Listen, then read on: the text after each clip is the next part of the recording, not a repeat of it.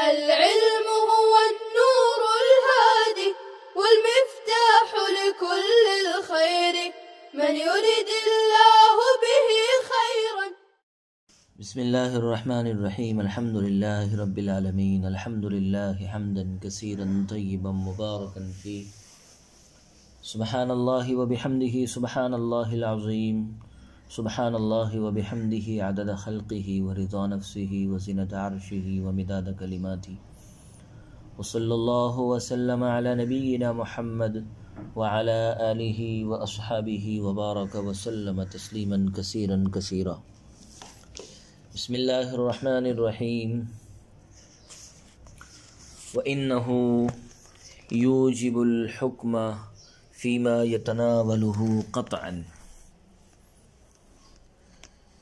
بيان لحكمه بعد بيان معناه، فقوله يوجب الحكم رد على من قال إنه مجمل لاختلاف الأعداد الجمع فلا يكون موجبا أصلا بل يجب التوقف حتى يقوم الدليل على معين. وقوله فيما يتناوله رد على من قال لا يوجب الفرد إلا الواحد ولا الجمع إلا الثلاثة والباقي موقوف على قيام الدليل. وقوله قطعا رد على الشافعي رحمه الله تعالى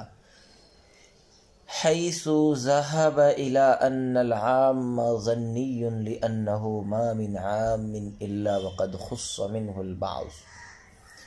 فيحتمل أن يكون مخصوصا منه البعض وإن لم نقف عليه فيجب العمل لا العلم فيوجب العمل لا العلم كخبر الواحد والقياس. ونقول هذا احتمال ناش بلا دليل وهو لا يعتبر، وإذا خص عنه البعض كان احتمالا ناشيا عن دليل فيكون معتبرا. فعندنا العام قطعي فيكون مساويا للخاص. اور عام ان افراد میں جن کو شامل ہوتا ہے قطعی طور پر حکم کو واجب کرتا ہے. یہ عام کے معنی بیان کرنے کے بعد اس کے حکم کا بیان ہے. پس مصنف کا قول یوجب الحکم ان لوگوں پر رد ہے جنہوں نے یہ کہا کہ عام مجمل ہے اس لیے کہ جمع کے اعداد مختلف ہیں لہذا وہ موجب نہ ہوگا بلکہ توقف واجب ہوگا یہاں تک کہ کسی معین شخص پر کسی معین شے پر دلیل قائم ہو جائے. اور مصنف کا قول فیما یتناولہ ان لوگوں پر رد ہے جنہوں نے کہا کہ فرد صرف ایک کو اور جمع صرف تین کو واجب کرتا ہے اور باقی قیام دلیل پر موقوف ہے. اور مصنف کا قول قطعاً امام شافعی رحمہ اللہ تعالی پر رد ہے اس لیے کہ حضرت امام شافعی کا مذہب یہ ہے کہ عام ظنی ہیں کیونکہ کوئی عام ایسا نہیں ہے جس سے بعض افراد کو خاص نہ کیا گیا ہو. بس عام اس کا احتمال رکھتا ہے کہ وہ مخصوص منہ البعض ہو اگرچہ ہم اس سے واقف نہیں ہیں. بس عام عمل کو واجب کرے گا نہ کہ علم و یقین کو، جیسا کہ خبر واحد اور قیاس. اور ہم جواب دیں گے کہ یہ احتمال بلا دلیل پیدا ہوا ہے لہذا اس کا اعتبار نہ ہوگا، اور جب عام سے بعض کو خاص کر لیا گیا تو یہ احتمال دلیل سے پیدا ہوگا لہذا معتبر ہوگا. بہرحال ہمارے نزدیک عام قطعی ہے لہذا وہ خاص کے برابر ہوگا. عزیز طلبہ کرام، عام کی تعریف بیان کرنے کے بعد اس عبارت میں اس کا حکم ذکر کیا گیا ہے. چنانچہ فرمایا کہ عام کا حکم یہ ہے کہ وہ جن افراد کو شامل ہوتا ہے ان میں قطعیت اور تیقن کو واجب کرتا ہے،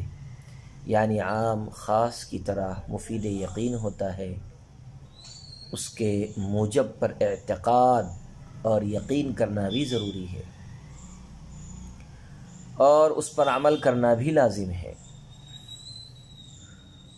عام کا حکم یہ ہے کہ وہ جن افراد کو شامل ہوتا ہے ان میں قطعیت اور تیقن کو واجب کرتا ہے،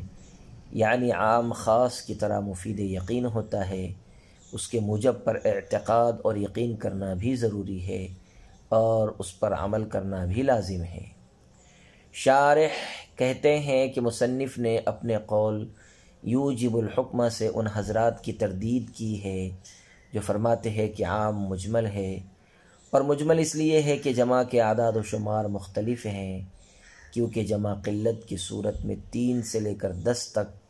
ہر عدد مراد ہو سکتا ہے،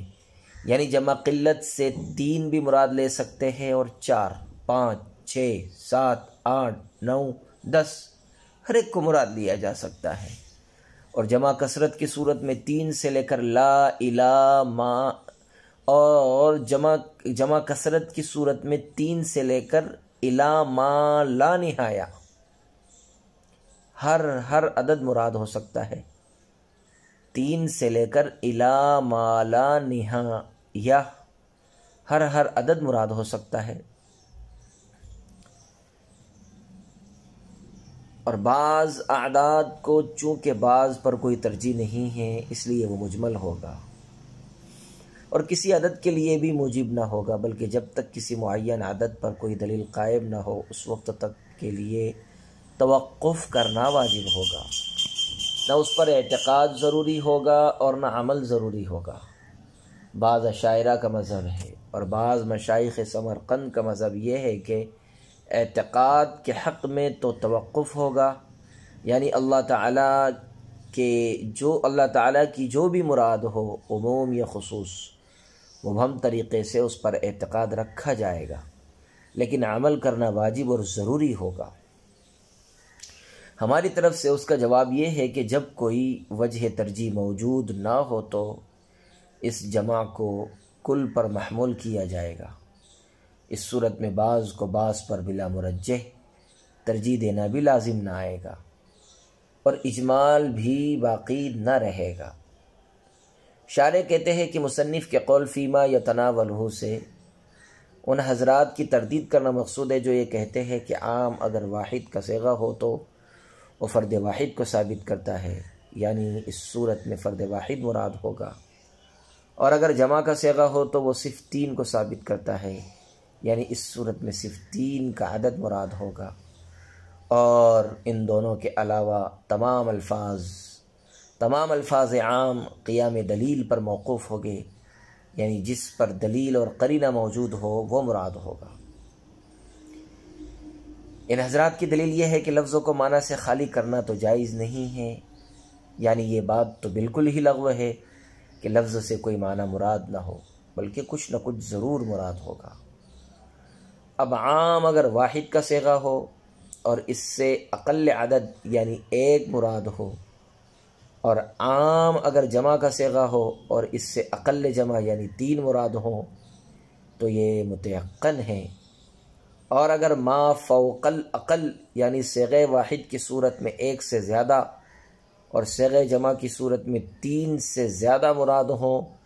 تو یہ متیقن نہیں ہوگا بلکہ مشکوک ہوگا، کیونکہ عقل تو ما فوق العقل میں داخل ہوتا ہے،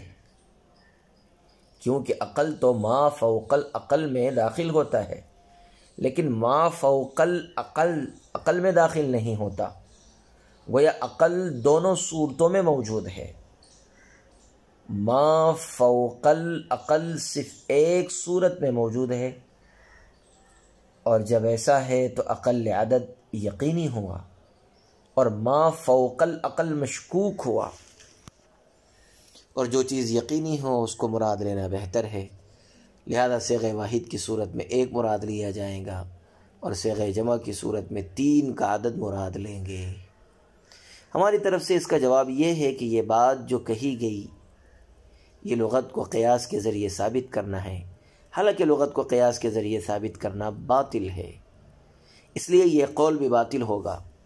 شارح کہتے ہیں کہ مصنف کا قول قطعاً سے امام شافعی کے مذہب کی تردید کرنا مقصود ہے، کیونکہ حضرت امام شافعی کا مذہب یہ ہے کہ عام ظنی ہے، اور ظنی ہونے کی دلیل یہ ہے کہ کوئی عام ایسا نہیں ہے جس سے بعض افراد کو خاص نہ کیا گیا ہو، الا یہ کہ کسی عام کے بارے میں بالدلیل یہ بات ثابت ہو گئی ہو کہ وہ خصوص کا احتمال نہیں رکھتا ہے، جیسے ان اللہ بکل شیء علیم، ایسا عام ہے کہ جس کا کوئی فرد خاص نہیں کیا گیا ہے، یعنی بالدلیل یہ بات ثابت ہے کہ کوئی شے اللہ کے علم سے باہر نہیں ہے۔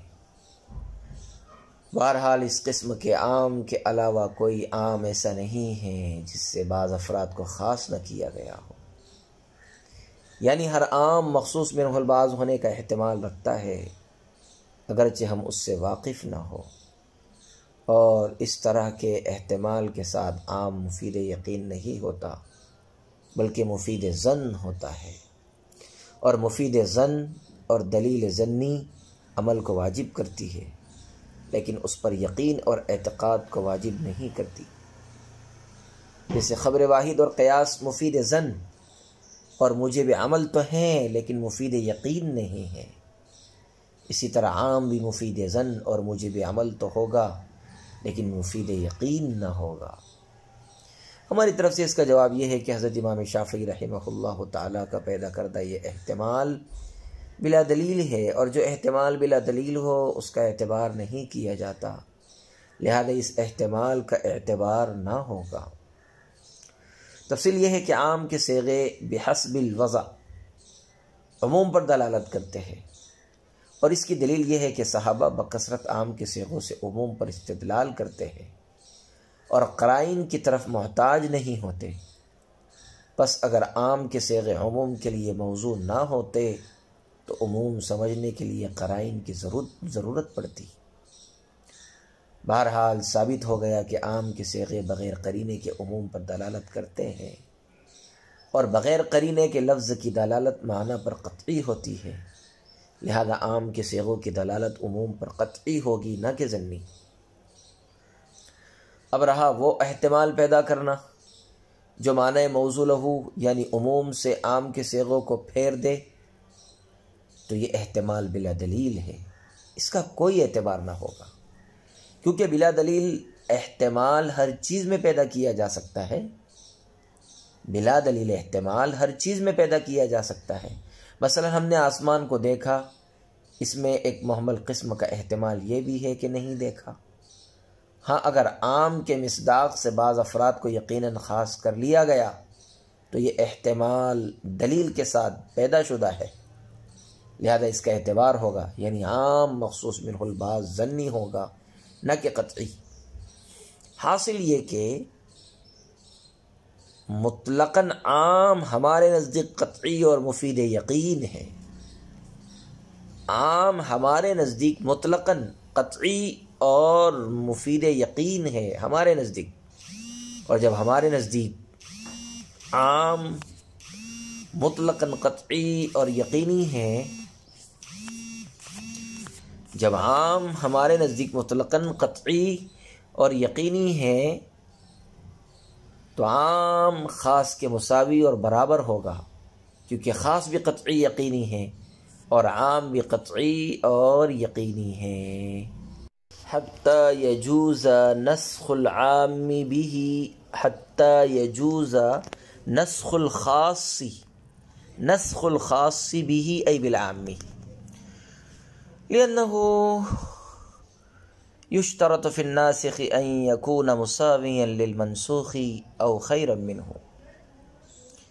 كحديث العرنيين نسخ بقوله عليه السلام استنزه عن البول، وعرنيون قبيلة ينسبون إلى عرينة تصغير عرنة التي هي واد بعرفات، وحديثهم ما روى أنس بن مالك أن قوما من عرينة أتوا المدينة فلم توافقهم فاصفرت ألوانهم وانتفخت بطونهم، فأمرهم رسول الله صلى الله عليه وسلم أن يخرجوا إلى إبل الصدقة ويشربوا من ألبانها وأبوالها، فصحوا ثم ارتدوا فقتلوا الرعاة واستاقوا الإبل، فبعث رسول الله صلى الله عليه وسلم في أثرهم قوما فأخذوا فأمر بقطع أيديهم وأرجلهم وسمل أعينهم وتركهم في شدة الحر حتى ماتوا في شدة الحر حتى ماتوا. فهذا حديث خاص ببول الإبل يدل على طهارته وحله. وبه تمسك محمد في أن بول ما يؤكل لحمه طاهر ويحل شربه للتداوي وغيره. وعندهما هو منسوخ بقوله عليه السلام استنزه من البول، وهو عام لمأكول اللحم وغيره. فقد نسخ الخاص بهذا العام، فبول ما يؤكل لحمه وغيره كله نجس حرام لا يحل شربه واستعماله للتداوي وغيره عند أبي حنيفة رحمه الله تعالى، ويحل عند أبي يوسف في التداوي للضرورة على ما عرفه. وقصة هذا الحديث الناسخ ما روي أنه عليه السلام لما فرغ من دفن صحابي صالح ابتلى بعذاب القبر جاء إلى امرأته فسألها عن أعماله فقالت كان يرعى الغنم ولا يتنزه من بوله. فحينئذ قال عليه الصلاة والسلام استنزهوا من البول فإن عامة العذاب القبر منه، فهو بحسب شان النزول أيضا خاص ببول ما يؤكل لحمه كما كان المنسوخ خاصا به، لكن العبرة لعموم اللفظ. والذي يدل على كون حديث العرني منسوخا بهذا الحديث أن المثلة التي تضمنها حديث العرنيين منسوخة بالاتفاق لأنها كانت في ابتداء الإسلام.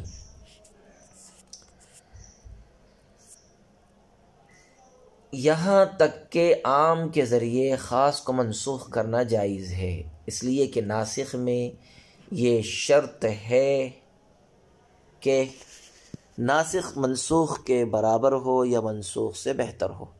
جیسے حدیث عرنیین حضور صلی اللہ علیہ وسلم کے قول استنزہوا عن البول سے منسوخ کر دی گئی ہے. اور عرنیون ایک قبیلہ ہے جو عرینہ کی طرف منسوب ہے. عرنہ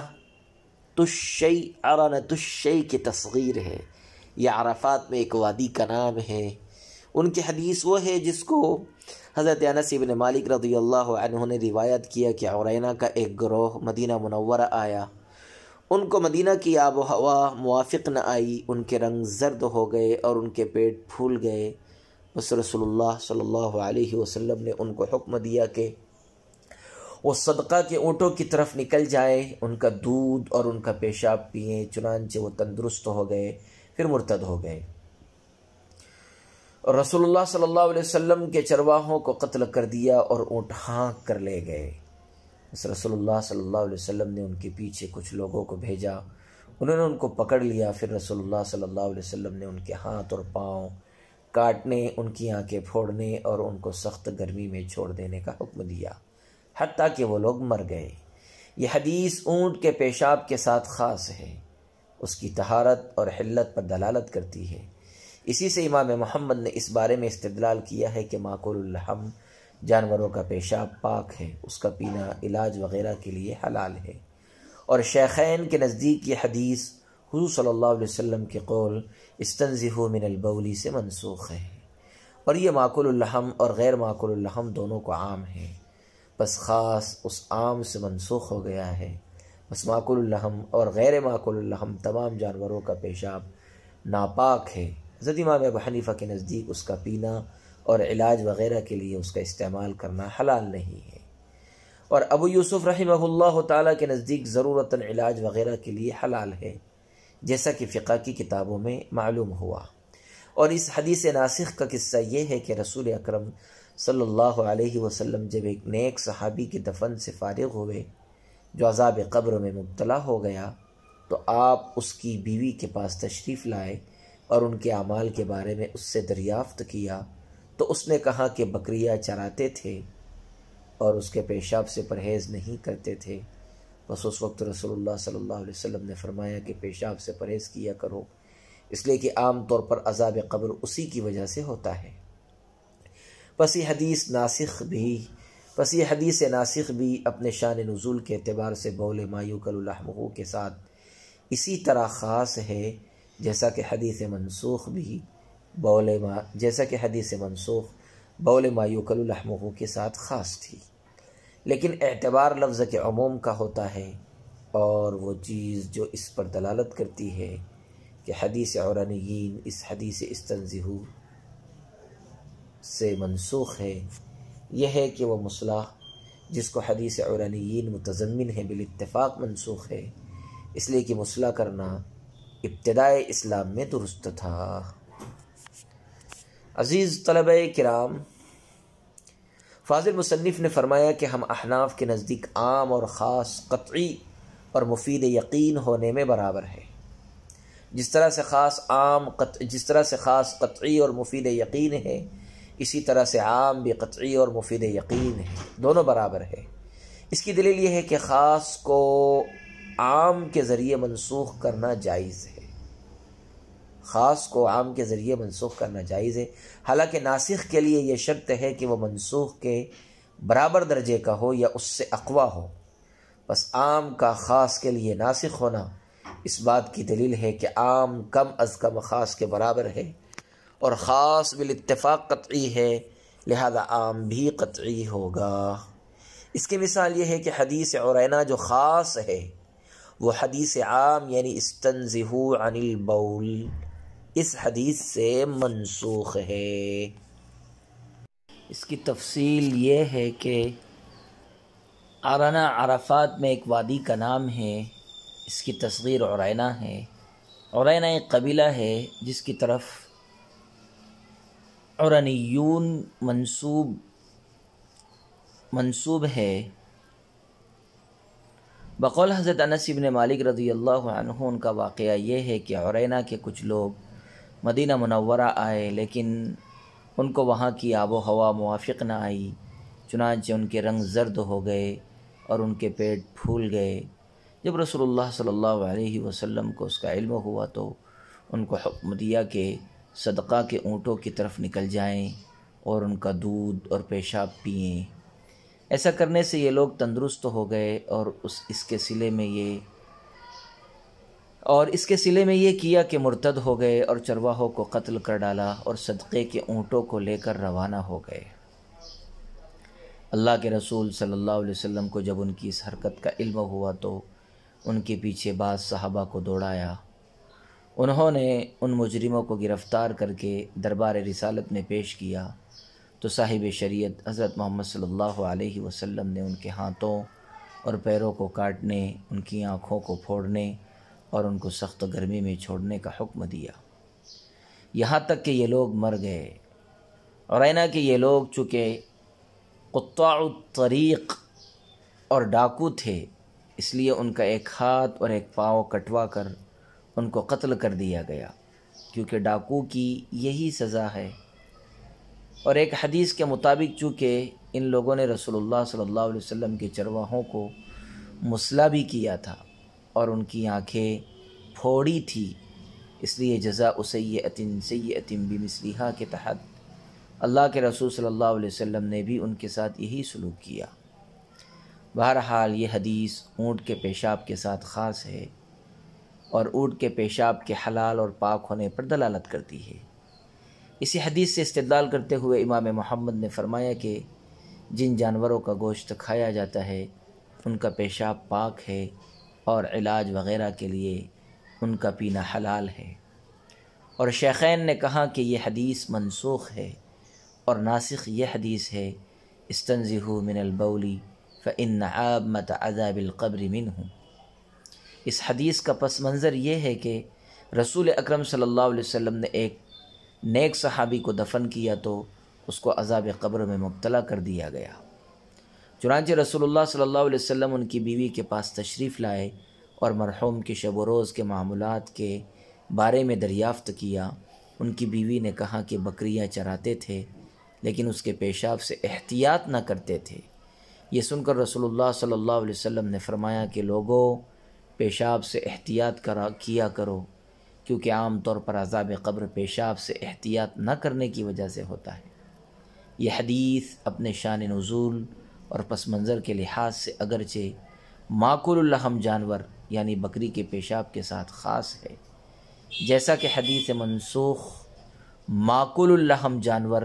یعنی اونٹ کے پیشاب کے ساتھ خاص ہے، لیکن لفظوں کے اعتبار سے عام ہیں، اور اعتبار عموم لفظ کا ہوتا ہے نہ کہ خصوص سبب کا۔ بس حدیث استنزہ من البول اگرچہ سبب نزول کے اعتبار سے خاص ہے، لیکن لفظ کے اعتبار سے عام ہے، کیونکہ آپ صلی اللہ علیہ وسلم نے مطلق بول سے بچنے کا امر فرمایا ہے، خواہ ماکل اللحم کا بول ہو، خواہ غیر ماکل اللحم کا بول ہو۔ بہرحال یہ حدیث عام ہے اور ناسخ ہے، اور حدیث عرینہ خاص ہے اور منسوخ ہے، بس عام کے ذریعے خاص کا منسوخ ہونا ثابت ہو گیا۔ اسی حدیث ناسخ کی وجہ سے امام ابو حنیفہ رحمۃ اللہ علیہ کے نزدیک مطلقاً پیشاب خواہ ماکل اللحم کا ہو یا غیر ماکل اللحم کا ہو ناپاک ہے، اس کا پینا اور علاج وغیرہ کے لیے استعمال کرنا ناجائز ہے۔ امام ابو حنیفہ رحمۃ اللہ علیہ کے قول کی تائید رسول اللہ صلی اللہ علیہ وسلم کے قول لا شفاء فیما حرم علیکم سے بھی ہوتی ہے، یعنی جو چیزیں تم پر حرام ہیں اس میں تمہارے لیے کوئی شفا نہیں ہے۔ بس جب پیشاب حرام اور نجس ہے تو اس میں کوئی شفا نہ ہوگی، اور جب پیشاب میں شفا نہیں ہے تو علاج کی خاطر اس کا استعمال کرنا بھی بے سود اور ناجائز ہے۔ مگر امام ابو یوسف رحمہ اللہ تعالی علاج وغیرہ کی ضرورت میں پیشاب پینے کی اجازت دیتے ہیں، اور حدیث لا شفاء فیما حرم علیکم کا جواب یہ دیتے ہیں کہ حرام چیز میں شفا نہیں ہے، بالکل صحیح ہے، لیکن جب ضرورت میں پیشاب پینے کی اجازت دے دی گئی تو وہ حرام کہاں رہا۔ صاحب نور الانوار والذی یدل علی کون حدیث العرانیین سے ایک اعتراض کا جواب دینے کی زحمت فرما رہے ہیں۔ اعتراض یہ ہے کہ آپ صلی اللہ علیہ وسلم کا حدیث عرانیین کو آپ کا حدیث عرانیین کو منسوخ اور حدیث استنزہوا من البول کو ناسخ قرار دینا اس وقت درست ہوگا جبکہ حدیث عرانیین کا تقدم اور حدیث استنزہوا من البول کا تأخر ثابت ہو جاتا ہو۔ حالانکہ دونوں حدیثوں کی تاریخ معلوم نہ ہونے کی وجہ سے یہ ثابت نہیں ہیں۔ اس کا جواب یہ ہے کہ حدیث عرانیین کا منسوخ ہونا ایک دوسری دلیل سے ثابت ہے۔ دلیل یہ ہے کہ حدیث عرانیین مصلح کرنے کو متضمن ہے، یعنی حدیث عرانیین میں یہ بات مذکور ہے کہ اللہ کے رسول صلی اللہ علیہ وسلم نے عرینہ کے ان لوگوں کو مصلح کرایا تھا، لیکن مصلح کرنے کا حکم بالاتفاق منسوخ ہو چکا، یعنی ابتدائے اسلام میں مصلح کرنا مشروع تھا مگر بعد میں منسوخ ہو گیا۔ پس جب حدیث عرانیین کا ایک جز منسوخ ہے تو دوسرا جز یعنی بول ما یوکل لحمہ کی طہارت اور حلت بھی یقیناً منسوخ ہوگی، ورنہ یہ کیسے ہو سکتا ہے کہ آدھی حدیث منسوخ ہو اور آدھی حدیث منسوخ نہ ہو۔ بہرحال جب حدیث عرانیین کا منسوخ ہونا ثابت ہو گیا تو حدیث استنزہوا من البول بلا شبہ ناسخ ہوگی۔ بعض حضرات نے اس جواب کو پسند نہیں کیا ہے، چنانچہ انہوں نے کہا کہ حدیث عرانیین دو احکام پر مشتمل ہے، ایک مصلح کرنا، دو اونٹ کے پیشاب کا پاک اور حلال ہونا، اور ایک حکم کے منسوخ ہونے سے دوسرے حکم کا منسوخ ہونا لازم نہیں آتا، لہذا مصلح کرنے کے منسوخ ہونے سے بول ابل کا پاک اور حلال ہونا منسوخ نہ ہوگا۔ بہتر جواب یہ ہے کہ حدیث استنزہوا من البول محرم ہے اور حدیث عرانیین مبیح ہے، اور محرم مؤخر ہوتا ہے اور مبیح مقدم ہوتا ہے، لہذا حدیث عرانیین مقدم ہوگی اور حدیث استنزہوا من البول مؤخر ہوگی، اور مؤخر ناسخ اور مقدم منسوخ ہوتا ہے، لہذا حدیث استنزہوا من البول ناسخ اور حدیث عرانیین منسوخ ہوگی۔ لہذا بات وہی آ گئی ہے کہ یجوز نسخ الخاصی بہ ای بالعامی، کہ خاص کو عام کے ذریعے سے منسوخ کرنا جائز ہوگا، لہذا حدیث عرانیین خاص ہے اور حدیث استنزیہ من البول عام ہے، لہذا عام کے ذریعے سے خاص کو منسوخ کرنا جائز ہے، اور جب عام کے ذریعے سے خاص کو منسوخ کرنا جائز ہے تو دونوں باعتبار حکم کے یعنی قطعی اور مفید یقین ہونے میں دونوں برابر ہوگے۔ جس طرح خاص قطعی اور مفید یقین ہے، اسی طرح سے عام بھی قطعی اور مفید یقین ہوگا۔